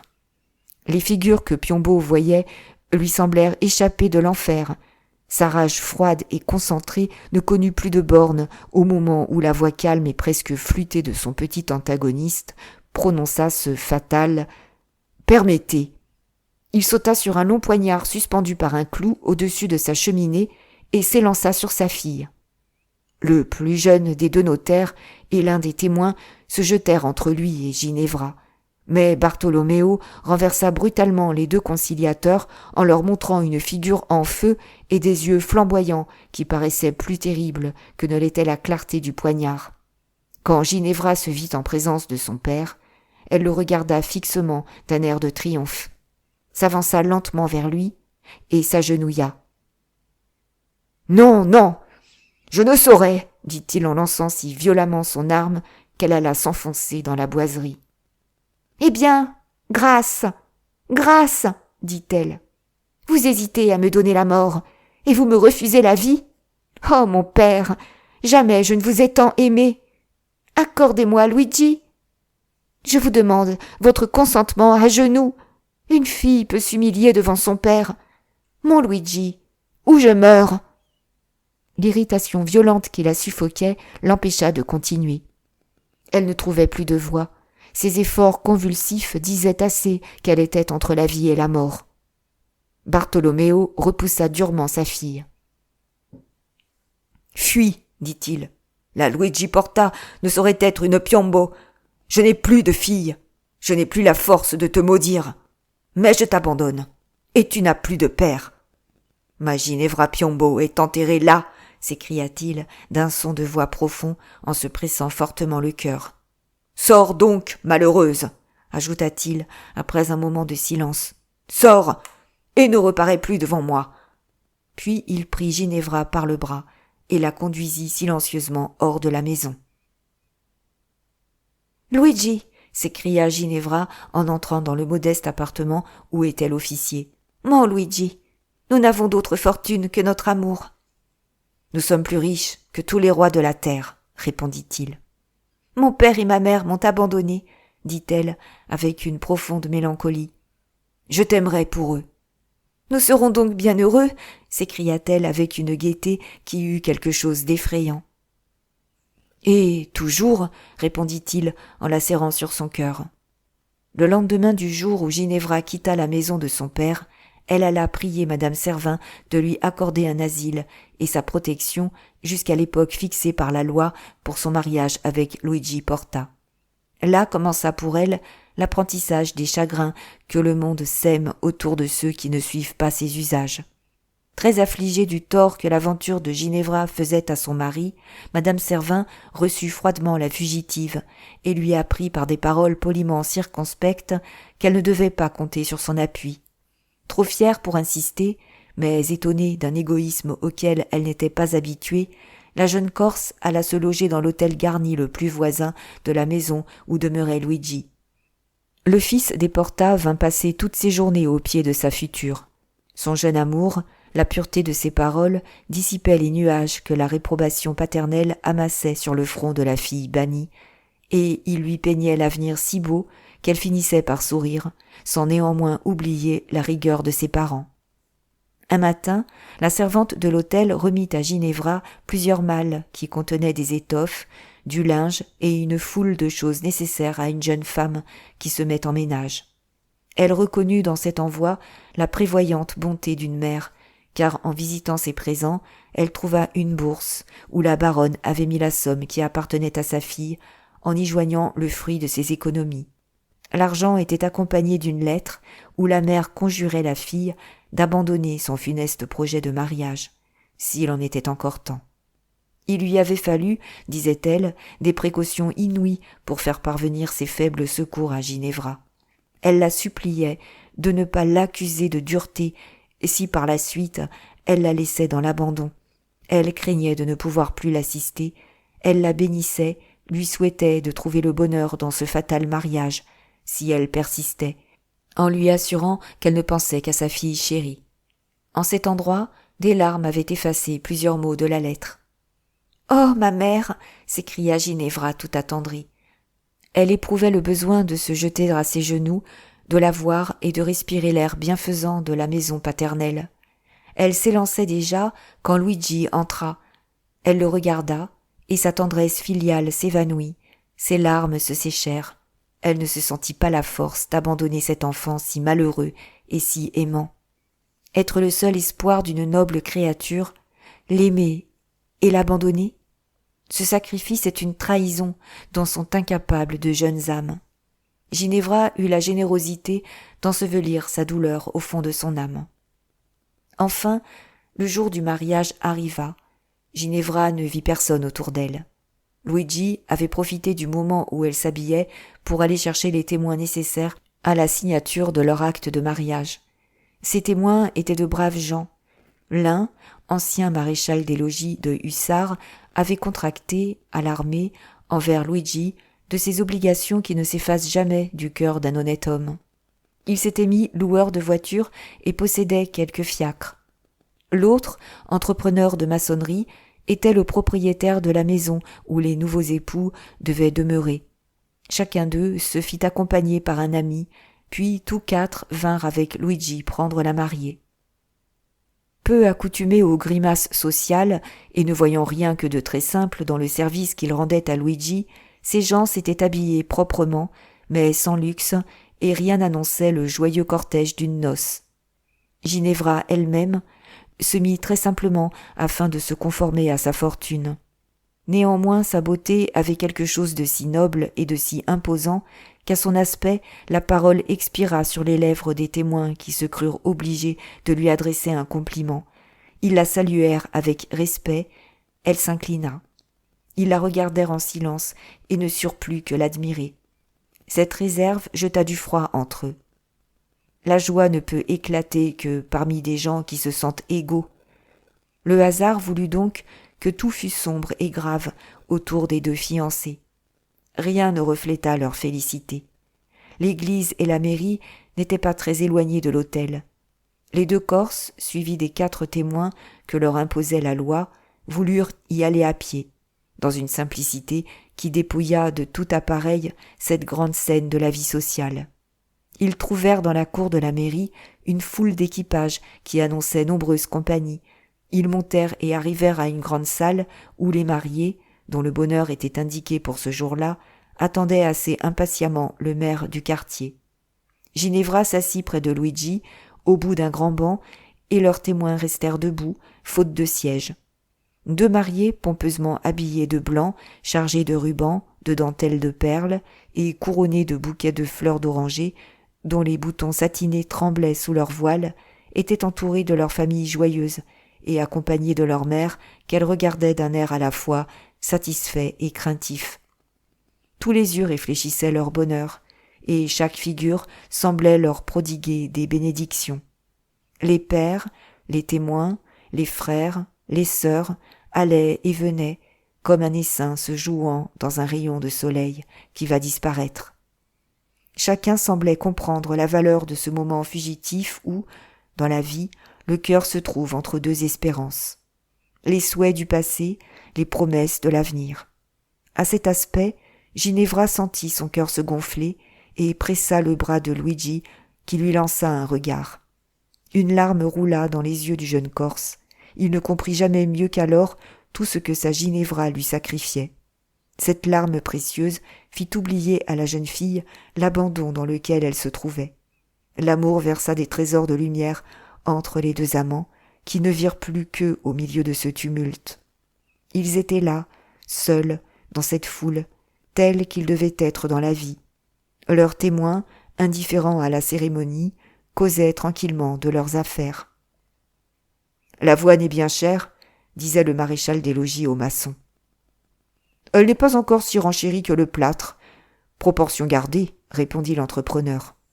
Et ils firent un tour dans la salle. « Comme on perd du temps ici !» s'écria le maçon en remettant dans sa poche une grosse montre d'argent.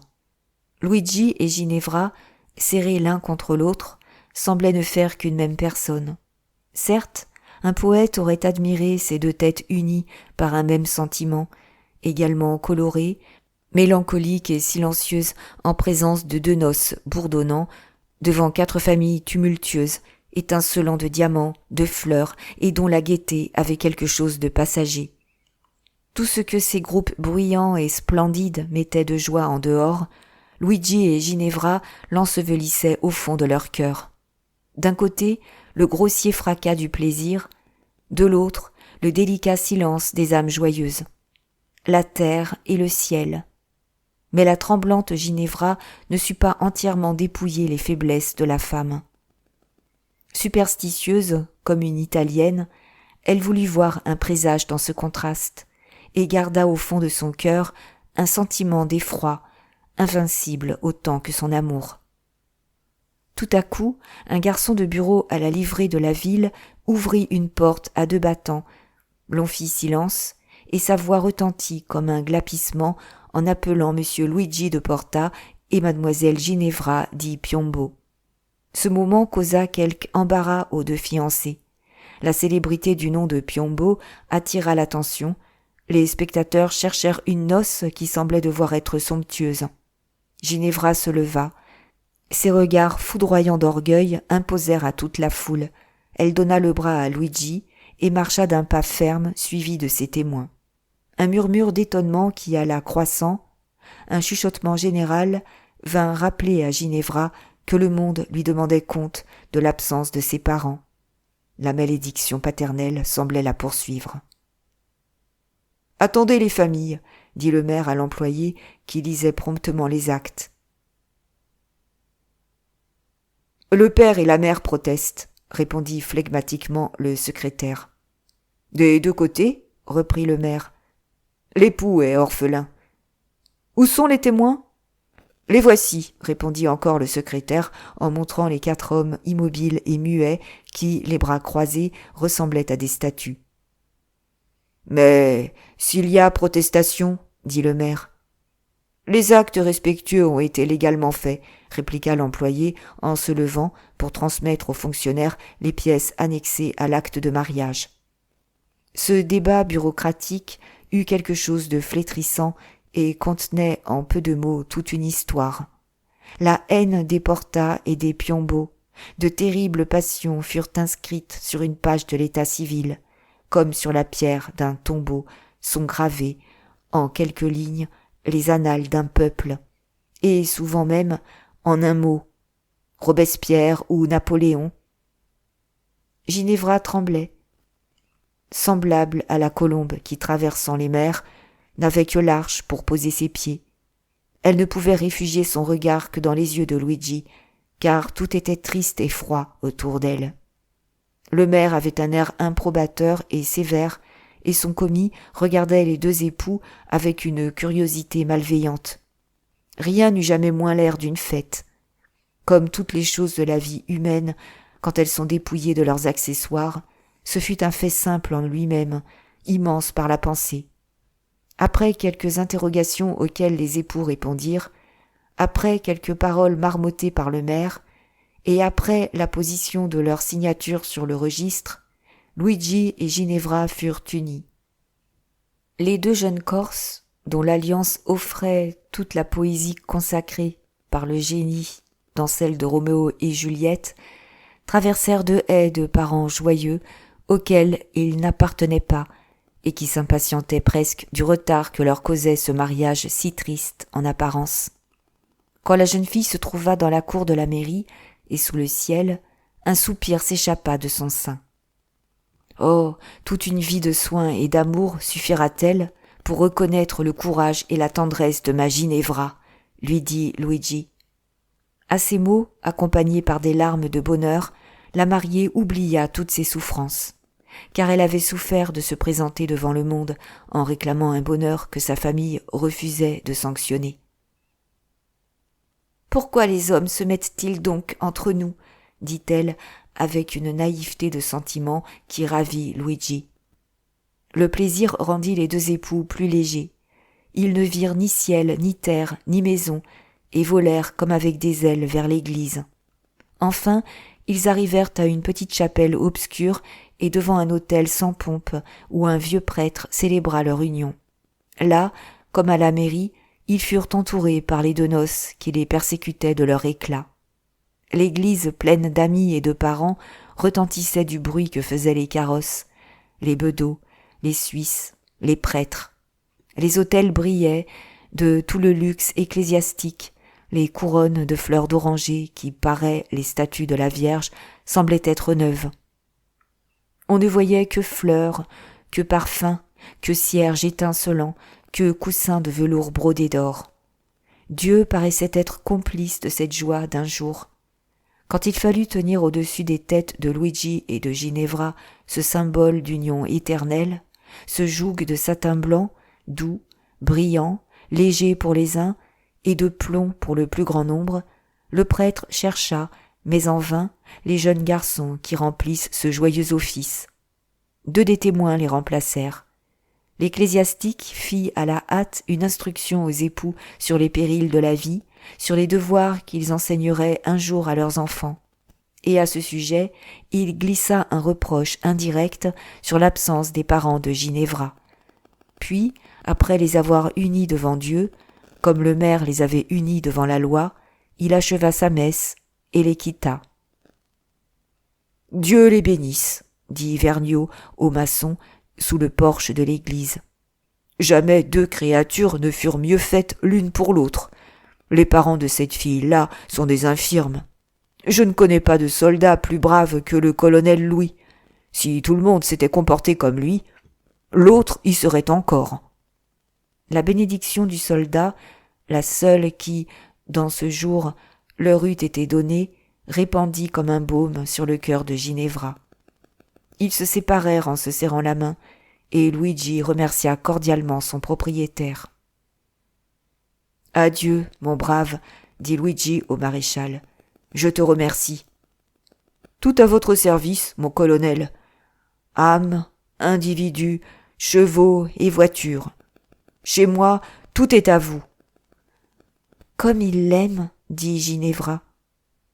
Luigi entraîna vivement sa mariée à la maison qu'ils devaient habiter. Ils atteignirent bientôt leur modeste appartement, et là, quand la porte fut refermée, Luigi prit sa femme dans ses bras en s'écriant « Oh, ma Ginevra, car maintenant tu es à moi. Ici est la véritable fête. Ici, reprit-il, tout nous sourira. » Ils parcoururent ensemble les 3 chambres qui composaient leur logement. La pièce d'entrée servait de salon et de salle à manger. À droite se trouvait une chambre à coucher, à gauche un grand cabinet que Luigi avait fait arranger pour sa chère femme et où elle trouva les chevalets, la boîte à couleurs, les plâtres, les modèles, les mannequins, les tableaux, les portefeuilles, enfin tout le mobilier de l'artiste. « Je travaillerai donc là, » dit-elle avec une expression enfantine. Elle regarda longtemps la tenture, les meubles, et toujours elle se retournait vers Luigi pour le remercier, car il y avait une sorte de magnificence dans ce petit réduit. Une bibliothèque contenait les livres favoris de Ginevra. Au fond était un piano. Elle s'assit sur un divan, attira Luigi près d'elle, et lui serrant la main, « Tu as bon goût, » dit-elle d'une voix caressante. « Tes paroles me font bien heureux, dit-il. Mais voyons donc tout, demanda Ginevra, à qui Luigi avait fait un mystère des ornements de cette retraite. Ils allèrent alors vers une chambre nuptiale, fraîche et blanche comme une vierge. « Oh, sortons !» dit Luigi en riant. « Mais je veux tout voir !» Et l'impérieuse Ginevra visita l'ameublement avec le soin curieux d'un antiquaire examinant une médaille. Elle toucha les soieries et passa tout en revue avec le contentement naïf d'une jeune mariée qui déploie les richesses de sa corbeille. « Nous commençons par nous ruiner, » dit-elle d'un air moitié joyeux, moitié chagrin. « C'est vrai, tout l'arriéré de ma solde est là, » répondit Luigi. « Je l'ai vendu à un brave homme nommé Gigonnet. »« Pourquoi ?» reprit-elle d'un ton de reproche où perçait une satisfaction secrète. « Crois-tu que je serais moins heureuse sous un toit ?»« Mais, reprit-elle, tout cela est bien joli, et c'est à nous. » Luigi la contemplait avec tant d'enthousiasme qu'elle baissa les yeux et lui dit « Allons voir le reste. » Au-dessus de ces 3 chambres, sous les toits, il y avait un cabinet pour Luigi, une cuisine et une chambre de domestique. Ginevra fut satisfaite de son petit domaine, quoique la vue s'y trouvât bornée par le large mur d'une maison voisine, et que la cour d'où venait le jour fût sombre. Mais les 2 amants avaient le cœur si joyeux, mais l'espérance leur embellissait si bien l'avenir, qu'ils ne voulurent apercevoir que de charmantes images dans leur mystérieux asile. Ils étaient au fond de cette vaste maison et perdus dans l'immensité de Paris, comme 2 perles dans leur nacre, au sein des profondes mers. Pour tout autre, c'eût été une prison, pour eux ce fut un paradis. Les premiers jours de leur union appartinrent à l'amour. Il leur fut trop difficile de se vouer tout à coup au travail, et ils ne surent pas résister au charme de leur propre passion. Luigi restait des heures entières couché aux pieds de sa femme, admirant la couleur de ses cheveux, la coupe de son front, le ravissant encadrement de ses yeux, la pureté, la blancheur des 2 arcs sous lesquels il glissait lentement en exprimant le bonheur d'un amour satisfait. Ginevra caressait la chevelure de son Luigi sans se lasser de contempler, suivant une de ses expressions, la bella folgorante de ce jeune homme, la finesse de ses traits. Toujours séduite par la noblesse de ses manières, comme elle le séduisait toujours par la grâce des siennes. Ils jouaient comme des enfants avec des riens, ces riens les ramenaient toujours à leur passion, et ils ne cessaient leur jeu que pour tomber dans la rêverie du far niente. Un air chanté par Ginevra leur reproduisait encore les nuances délicieuses de leur amour. Puis, unissant leurs pas comme ils avaient uni leurs âmes, ils parcouraient les campagnes en y retrouvant leur amour partout, dans les fleurs, sur les cieux, au sein des teintes ardentes du soleil couchant. Ils le lisaient jusque sur les nuées capricieuses qui se combattaient dans les airs. Une journée ne ressemblait jamais à la précédente. Leur amour allait croissant parce qu'il était vrai. Ils s'étaient éprouvés en peu de jours et avaient instinctivement reconnu que leurs âmes étaient de celles dont les richesses inépuisables semblent toujours promettre de nouvelles jouissances pour l'avenir. C'était l'amour dans toute sa naïveté, avec ses interminables causeries, ses phrases inachevées, ses longs silences, son repos oriental et sa fougue. Luigi et Ginevra avaient tout compris de l'amour. L'amour n'est-il pas comme la mer qui, vue superficiellement ou à la hâte, est accusée de monotonie par les âmes vulgaires, tandis que certains êtres privilégiés peuvent passer leur vie à l'admirer en y trouvant sans cesse de changeants phénomènes qui les ravissent. Cependant, un jour, la prévoyance vint tirer les jeunes époux de leur Éden. Il était devenu nécessaire de travailler pour vivre. Ginevra, qui possédait un talent particulier pour imiter les vieux tableaux, se mit à faire des copies et se forma une clientèle parmi les brocanteurs. De son côté, Luigi chercha très activement de l'occupation. Mais il était fort difficile à un jeune officier, dont tous les talents se bornaient à bien connaître la stratégie, de trouver de l'emploi à Paris. Enfin, un jour que, lassé de ses vains efforts, Il avait le désespoir dans l'âme en voyant que le fardeau de leur existence tombait tout entier sur Ginevra. Il songea à tirer parti de son écriture, qui était fort belle. Avec une constance dont sa femme lui donnait l'exemple, il alla solliciter les avoués, les notaires, les avocats de Paris. La franchise de ses manières, sa situation, intéressèrent vivement en sa faveur, et il obtint assez d'expéditions pour être obligé de se faire aider par des jeunes gens. Insensiblement, il entreprit les écritures en grand. Le produit de ce bureau, le prix des tableaux de Ginevra, finirent par mettre le jeune ménage dans une aisance qui le rendit fier, car elle provenait de son industrie. Ce fut pour eux le plus beau moment de leur vie. Les journées s'écoulaient rapidement entre les occupations et les joies de l'amour. Le soir, après avoir bien travaillé, ils se retrouvaient avec bonheur dans la cellule de Ginevra. La musique les consolait de leur fatigue. Jamais une expression de mélancolie ne vint obscurcir les traits de la jeune femme, et jamais elle ne se permit une plainte.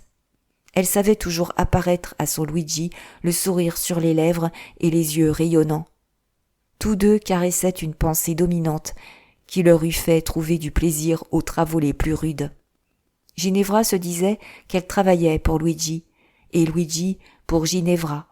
Parfois, en l'absence de son mari, la jeune femme songeait au bonheur parfait qu'elle aurait eu si cette vie d'amour s'était écoulée en présence de son père et de sa mère. Elle tombait alors dans une mélancolie profonde en éprouvant la puissance des remords. De sombres tableaux passaient comme des ombres dans son imagination. Elle voyait son vieux père seul ou sa mère pleurant le soir et dérobant ses larmes à l'inflexible Piombo. Ces deux têtes blanches et graves se dressaient soudain devant elle. Il lui semblait qu'elle ne devait plus les contempler qu'à la lueur fantastique du souvenir. Cette idée la poursuivait comme un pressentiment. Elle célébra l'anniversaire de son mariage en donnant à son mari un portrait qu'il avait souvent désiré, celui de sa Ginevra. Jamais la jeune artiste n'avait rien composé de si remarquable. À part une ressemblance parfaite, l'éclat de sa beauté, la pureté de ses sentiments, le bonheur de l'amour y étaient rendus avec une sorte de magie. Le chef-d'œuvre fut inauguré. Ils passèrent encore une autre année au sein de l'aisance. L'histoire de leur vie peut se faire alors en 3 mots. Ils étaient heureux. Il ne leur arriva donc aucun événement qui mérite d'être rapporté. Au commencement de l'hiver de l'année 1819, les marchands de tableaux conseillèrent à Ginevra de leur donner autre chose que des copies. Ils ne pouvaient plus les vendre avantageusement par suite de la concurrence. Madame Porta reconnut le tort qu'elle avait eu de ne pas s'exercer à peindre des tableaux de genre qui lui auraient acquis un nom. Elle entreprit de faire des portraits, mais elle eut à lutter contre une foule d'artistes encore moins riches qu'elle ne l'était. Cependant, comme Luigi et Ginevra avaient amassé quelque argent, ils ne désespérèrent pas de l'avenir. À la fin de l'hiver de cette même année, Luigi travailla sans relâche. Lui aussi luttait contre des concurrents. Le prix des écritures avait tellement baissé qu'il ne pouvait plus employer personne et se trouvait dans la nécessité de consacrer plus de temps qu'autrefois à son labeur pour en retirer la même somme. Sa femme avait fini plusieurs tableaux qui n'étaient pas sans mérite, mais les marchands achetaient à peine ceux des artistes en réputation. Ginevra les offrit à vil prix sans pouvoir les vendre. La situation de ce ménage eut quelque chose d'épouvantable. Les âmes des deux époux nageaient dans le bonheur. L'amour les accablait de ses trésors. La pauvreté se levait comme un squelette au milieu de cette moisson de plaisir, et ils se cachaient l'un à l'autre leurs inquiétudes. Au moment où Ginevra se sentait près de pleurer en voyant son Luigi souffrant, elle le comblait de caresses. De même, Luigi gardait un noir chagrin au fond de son cœur, en exprimant à Ginevra le plus tendre amour. Ils cherchaient une compensation à leurs mots dans l'exaltation de leurs sentiments, et leurs paroles, leur joie, leur jeu, s'imprégnaient d'une espèce de frénésie. Ils avaient peur de l'avenir. Quel est le sentiment dont la force puisse se comparer à celle d'une passion qui doit cesser le lendemain, tuée par la mort ou par la nécessité ? Quand ils se parlaient de leur indigence, ils éprouvaient le besoin de se tromper l'un et l'autre, et saisissaient avec une égale ardeur le plus léger espoir. Une nuit, Ginevra chercha vainement Luigi auprès d'elle, et se leva tout effrayée. Une faible lueur qui se dessinait sur le mur noir de la petite cour lui fit deviner que son mari travaillait pendant la nuit. Luigi attendait que sa femme fût endormie avant de monter à son cabinet. 4 heures sonnèrent. Le jour commençait à poindre. Ginevra se recoucha et feignit de dormir. Luigi revint accablé de fatigue et de sommeil, et Ginevra regarda douloureusement cette belle figure sur laquelle les travaux et les soucis imprimaient déjà quelques rides. Des larmes roulèrent dans les yeux de la jeune femme. « C'est pour moi qu'il passe des nuits à écrire, » dit-elle. Une pensée sécha ses larmes. Elle songeait à imiter Luigi. Le jour même, elle alla chez un riche marchand d'estampes et à l'aide d'une lettre de recommandation qu'elle se fit donner pour le négociant par Élie Magus, un de ses marchands de tableaux, elle obtint une entreprise de coloriage. Le jour, elle peignait et s'occupait des soins du ménage, puis, quand la nuit arrivait, elle coloriait des gravures. Ainsi, ces 2 jeunes gens, épris d'amour, n'entraient au lit nuptial que pour en sortir. Ils feignaient tous 2 de dormir, et par dévouement se quittaient aussitôt que l'un avait trompé l'autre. Une nuit, Luigi, succombant à l'espèce de fièvre que lui causait un travail sous le poids duquel il commençait à plier, se leva pour ouvrir la lucarne de son cabinet. Il respirait l'air pur du matin et semblait oublier ses douleurs à l'aspect du ciel. Quand, en abaissant ses regards, il aperçut une forte lueur sur le mur qui faisait face aux fenêtres de l'appartement de Ginevra. Le malheureux, qui devina tout, descendit, marcha doucement et surprit sa femme au milieu de son atelier, enluminant des gravures. « Oh, Ginevra !» s'écria-t-il. Elle fit un saut convulsif sur sa chaise et rougit. « Pouvais-je dormir, tandis que tu t'épuisais de fatigue ?» dit-elle. « Mais c'est à moi seule qu'appartient le droit de travailler ainsi. »« Puis-je rester oisive ?» répondit la jeune femme, dont les yeux se mouillèrent de larmes. « Quand je sais que chaque morceau de pain nous coûte presque une goutte de ton sang ? Je mourrais si je ne joignais pas mes efforts aux tiens. Tout ne doit-il pas être commun entre nous, plaisir et peine ?»« Elle a froid !» s'écria Luigi avec désespoir. « Ferme donc mieux ton châle sur ta poitrine, ma Ginevra. La nuit est humide et fraîche. » Ils vinrent devant la fenêtre. La jeune femme appuya sa tête sur le sein de son bien-aimé qui la tenait par la taille, et tous 2, ensevelis dans un silence profond, regardèrent le ciel que l'aube éclairait lentement. Des nuages d'une teinte grise se succédèrent rapidement, et l'Orient devint de plus en plus lumineux. « Vois-tu, » dit Ginevra, « c'est un présage. Nous serons heureux. »« Oui, au ciel, » répondit Luigi avec un sourire amer. « Oh, Ginevra, toi qui méritais tous les trésors de la terre. »« J'ai ton cœur, » dit-elle avec un accent de joie. « Ah, je ne me plains pas, » reprit-il en la serrant fortement contre lui, et il couvrit de baisers ce visage délicat qui commençait à perdre la fraîcheur de la jeunesse, mais dont l'expression était si tendre et si douce qu'il ne pouvait jamais le voir sans être consolé. « Quel silence !» dit Ginevra. « Mon ami, je trouve un grand plaisir à veiller. La majesté de la nuit est vraiment contagieuse. Elle impose, elle inspire. Il y a je ne sais quelle puissance dans cette idée.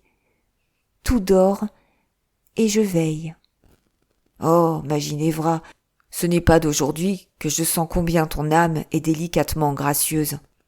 Mais voici l'aurore, viens dormir. »« Oui, » répondit-elle, « si je ne dors pas seule. J'ai bien souffert la nuit où je me suis aperçue que mon Luigi veillait sans moi. » Le courage avec lequel ces 2 jeunes gens combattaient le malheur reçut pendant quelque temps sa récompense. Mais l'événement qui met presque toujours le comble à la félicité des ménages devait leur être funeste. Ginevra eut un fils qui, pour se servir d'une expression populaire, fut beau comme le jour. Le sentiment de la maternité doubla les forces de la jeune femme. Luigi emprunta pour subvenir aux dépenses des couches de Ginevra. Dans les premiers moments, elle ne sentit donc pas tout le malaise de sa situation, et les deux époux se livrèrent au bonheur d'élever un enfant. Ce fut leur dernière félicité. Comme deux nageurs qui unissent leurs efforts pour rompre un courant, les deux Corses luttèrent d'abord courageusement, mais parfois ils s'abandonnaient à une apathie semblable à ces sommeils qui précèdent la mort. Et bientôt ils se virent obligés de vendre leurs bijoux. La pauvreté se montra tout à coup, non pas hideuse, mais vêtue simplement et presque douce à supporter. Sa voix n'avait rien d'effrayant. Elle ne traînait après elle ni désespoir, ni spectre, ni haillons, mais elle faisait perdre le souvenir et les habitudes de l'aisance. Elle usait les ressorts de l'orgueil. Puis vint la misère dans toute son horreur, insouciante de ses guenilles et foulant aux pieds tous les sentiments humains. 7 ou 8 mois après la naissance du petit Bartolomeo, l'on aurait eu de la peine à reconnaître dans la mère qui allaitait cet enfant malingre l'original de l'admirable portrait, le seul ornement d'une chambre nue. Sans feu, par un rude hiver, Ginevra vit les gracieux contours de sa figure se détruire lentement, ses joues devinrent blanches comme de la porcelaine. On eût dit que ses yeux avaient pâli. Elle regardait en pleurant son enfant amaigri, décoloré, et ne souffrait que de cette jeune misère. Luigi, debout et silencieux, n'avait plus le courage de sourire à son fils. « J'ai couru tout Paris, » disait-il d'une voix sourde. « Je n'y connais personne, et comment oser demander à des indifférents ? Vergniaud, le nourrisseur, mon vieil Égyptien, est impliqué dans une conspiration. Il a été mis en prison, et d'ailleurs, il m'a prêté tout ce dont il pouvait disposer. Quant à notre propriétaire, il ne nous a rien demandé depuis 1 an. »« Mais nous n'avons besoin de rien, » répondit doucement Ginevra en affectant un air calme. « Chaque jour qui arrive amène une difficulté de plus, » reprit Luigi avec terreur. La fin était à leur porte. Luigi prit tous les tableaux de Ginevra, le portrait, plusieurs meubles, desquels le ménage pouvait encore se passer. Il vendit tout à vil prix, et la somme qu'il en obtint prolongea l'agonie du ménage pendant quelques moments. Dans ces jours de malheur, Ginevra montra la sublimité de son caractère et l'étendue de sa résignation. Elle supporta stoïquement les atteintes de la douleur. Son âme énergique la soutenait contre tous les maux. Elle travaillait d'une main défaillante auprès de son fils mourant, expédiait les soins du ménage avec une activité miraculeuse et suffisait à tout. Elle était même heureuse encore quand elle voyait sur les lèvres de Luigi un sourire d'étonnement à l'aspect de la propreté qu'elle faisait régner dans l'unique chambre où il s'était réfugié. « Mon ami, je t'ai gardé ce morceau de pain, » lui dit-elle un soir qu'il rentrait fatigué. « Et toi ?»« Moi, j'ai dîné, cher Luigi, je n'ai besoin de rien. » Et la douce expression de son visage le pressait encore plus que sa parole d'accepter une nourriture de laquelle elle se privait. Luigi l'embrassa par un de ces baisers de désespoir qui se donnaient en 1793, entre amis, à l'heure où ils montaient ensemble à l'échafaud. En ces moments suprêmes, 2 êtres se voient cœur à cœur. Aussi, le malheureux Luigi, comprenant tout à coup que sa femme était à jeun, partagea-t-il la fièvre qui la dévorait. Il frissonna, sortit en prétextant une affaire pressante, car il aurait mieux aimé prendre le poison le plus subtil plutôt que d'éviter la mort en mangeant le dernier morceau de pain qui se trouvait chez lui. Il se mit à errer dans Paris au milieu des voitures les plus brillantes, au sein de ce luxe insultant qui éclate partout. Il passa promptement devant les boutiques des changeurs où l'or étincelle. Enfin, il résolut de se vendre, de s'offrir comme remplaçant pour le service militaire en espérant que ce sacrifice sauverait Ginevra et que, pendant son absence, elle pourrait rentrer en grâce auprès de Bartolomeo. Il alla donc trouver un de ces hommes qui font la traite des Blancs, et il éprouva une sorte de bonheur à reconnaître en lui un ancien officier de la garde impériale. « Il y a 2 jours que je n'ai mangé, » lui dit-il d'une voix lente et faible. « Ma femme meurt de faim et ne m'adresse pas une plainte. Elle expirerait en souriant, je crois. De grâce, mon camarade, ajouta-t-il avec un sourire amer, achète-moi d'avance. Je suis robuste, je ne suis plus aux services, et je... » L'officier donna une somme à Luigi en acompte sur celle qu'il s'engageait à lui procurer.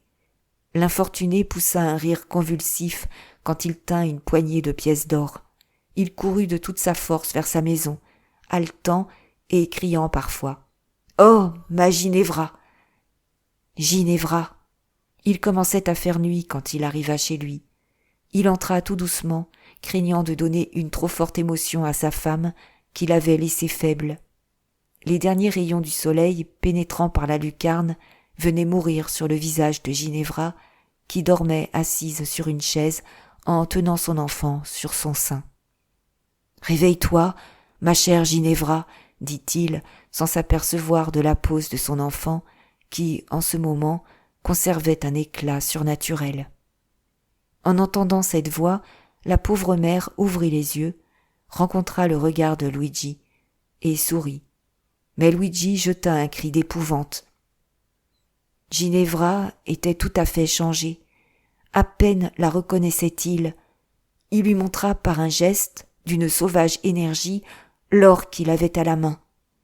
La jeune femme se mit à rire machinalement, et tout à coup, elle s'écria d'une voix affreuse.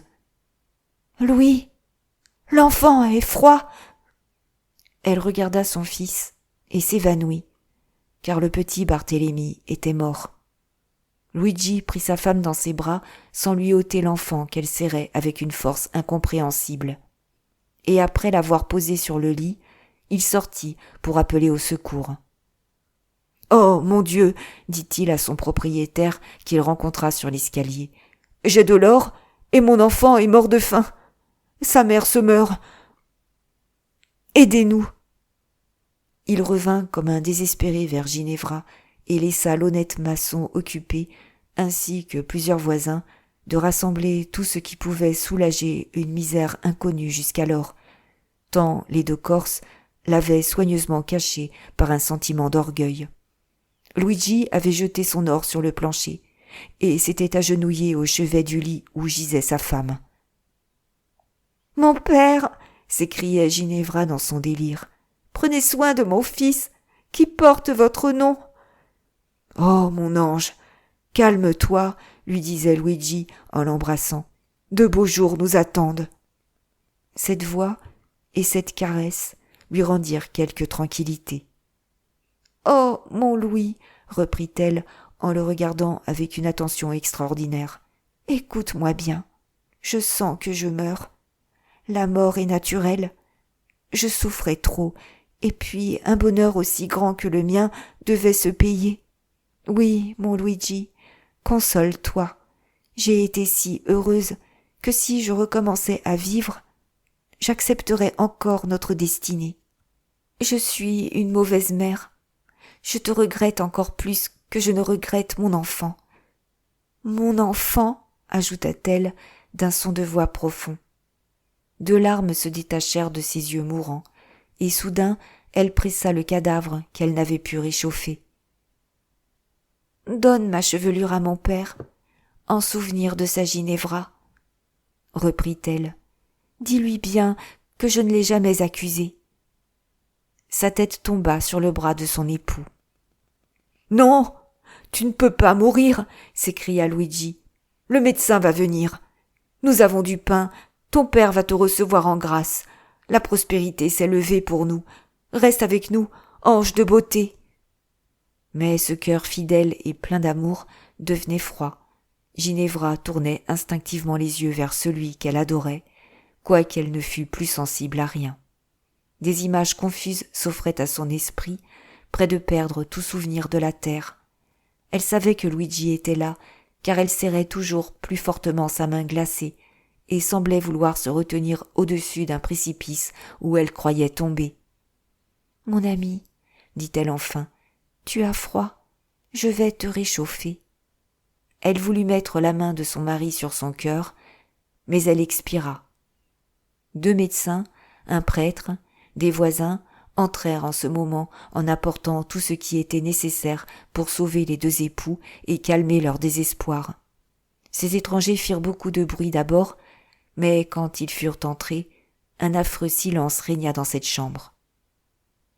Pendant que cette scène avait lieu, Bartholoméo et sa femme étaient assis dans leurs fauteuils antiques, chacun à un coin de la vaste cheminée dont l'ardent brasier réchauffait à peine l'immense salon de leur hôtel. La pendule marquait minuit. Depuis longtemps, le vieux couple avait perdu le sommeil. En ce moment, ils étaient silencieux comme 2 vieillards tombés en enfance et qui regardent tout sans rien voir. Leur salon désert, mais plein de souvenirs pour eux, était faiblement éclairé par une seule lampe près de mourir. Sans les flammes pétillantes du foyer, ils eussent été dans une obscurité complète. Un de leurs amis venait de les quitter, et la chaise sur laquelle il s'était assis pendant sa visite se trouvait entre les 2 corses. Piombo avait déjà jeté plus d'un regard sur cette chaise, et ces regards pleins d'idées se succédaient comme des remords, car la chaise vide était celle de Ginevra. Élisa Piombo épiait les expressions qui passaient sur la blanche figure de son mari. Quoiqu'elle fût habituée à deviner les sentiments du Corse, d'après les changeantes révolutions de ses traits, ils étaient tour à tour si menaçants et si mélancoliques qu'elle ne pouvait plus lire dans cette âme incompréhensible. Bartholoméo succombait-il sous les puissants souvenirs que réveillait cette chaise? Était-il choqué de voir qu'elle venait de servir pour la première fois à un étranger depuis le départ de sa fille? L'heure de sa clémence, cette heure si vainement attendue jusqu'alors, avait-elle sonné? Ces réflexions agitèrent successivement le cœur d'Élisa Piombo. Pendant un instant, la physionomie de son mari devint si terrible qu'elle trembla d'avoir osé employer une ruse si simple pour faire naître l'occasion de parler de Ginevra. En ce moment, la bise chassa si violemment les flocons de neige sur les persiennes que les 2 vieillards purent en entendre le léger bruissement. La mère de Ginevra baissa la tête pour dérober ses larmes à son mari. Tout à coup, un soupir sortit de la poitrine du vieillard. Sa femme le regarda. Il était abattu. Elle hasarda pour la seconde fois, depuis 3 ans, à lui parler de sa fille. « Si Ginevra avait froid !» s'écria-t-elle doucement. Piombo tressaillit. « Elle a peut-être faim !» dit-elle en continuant. Le Corse laissa échapper une larme. « Elle a un enfant et ne peut pas le nourrir. Son lait s'est tari !» reprit vivement la mère avec l'accent du désespoir. « Qu'elle vienne ! Qu'elle vienne !» s'écria Piombo. « Oh, mon enfant chéri, tu m'as vaincu !» La mère se leva comme pour aller chercher sa fille. En ce moment, la porte s'ouvrit avec fracas, et un homme, dont le visage n'avait plus rien d'humain, surgit tout à coup devant eux. « Morte ! Nos 2 familles devaient s'exterminer l'une par l'autre, car voilà tout ce qui reste d'elle, » dit-il en posant sur une table la longue chevelure noire de Ginevra. Les 2 vieillards frissonnèrent comme s'ils eussent reçu une commotion de la foudre, et ne virent plus Luigi. « Il nous épargne un coup de feu, car il est mort !» s'écria lentement Bartholoméo en regardant à terre. Paris, janvier 1830.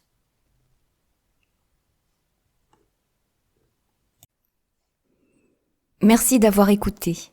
Si vous avez aimé, n'oubliez pas de mettre un pouce, un commentaire ou partager. Si vous le souhaitez, vous pouvez aussi me soutenir sur Tipeee. À bientôt pour une nouvelle écoute.